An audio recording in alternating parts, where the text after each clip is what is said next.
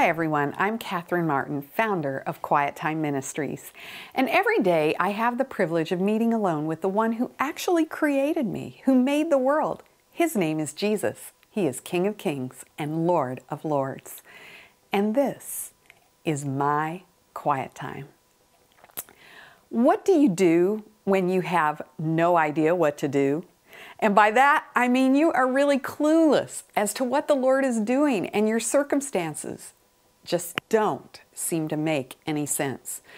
Well, there are certain things that you can know are true when you are in this situation.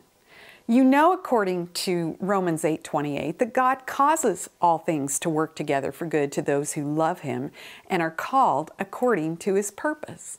You also know that not only does He cause things to work together, but He's at work in you, both to will and to work for His good pleasure, according to Philippians 2:13.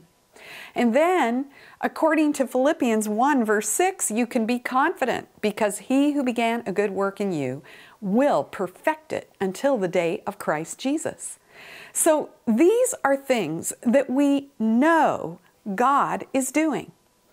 But let's face it, some things we just don't understand, and we are in fact clueless. And maybe that's why the Lord tells us in Proverbs 3:5 to lean not on our own understanding. Why? Because often you and I just won't understand. Now, with all that in mind, I read an amazing verse this week in my quiet time that just so blessed me. Jeremiah 10, verse 23. And I want to read it to you. Jeremiah 10:23. I know, O Lord, that a man's way is not in himself, nor is it in a man who walks to direct his steps. Now, whenever you read Jeremiah, knowing his life and history gives you such a context for the verses you find there. His background sets off everything you read and helps you understand and appreciate the meaning so much more. Jeremiah chapter 10 is all about the idolatry of God's people. And in this chapter, we see the greatness and glory of the one true God, the living God, the everlasting King, according to verse 10. And then you see the pain and suffering and brokenness of Jeremiah in this chapter as he speaks about how he feels about all that he's experiencing. So here's a prophet of God who is suffering greatly. And perhaps he could even wonder about the way in which the Lord has led him and all that God has called him to. For it has not been easy. And maybe even now, he's wondering what will come next, and maybe even thinking that none of the possible directions in life look good or profitable in any way. And have you not felt that way at times? Your life seems headed in the wrong direction, and it doesn't seem like any path is going to take you up, only down further. And maybe you have even prayed, Lord, I'm not sure what step to take or which way to go. Well, as I read Jeremiah 10:23 in my quiet time, I was so encouraged, and I hope you will be too. I know, O Lord, that a man's way is not in himself, nor is it in a man who walks to direct his steps. Here's what Jeremiah realized, and we've got to realize it too. The Lord is the one who makes the plan, not us.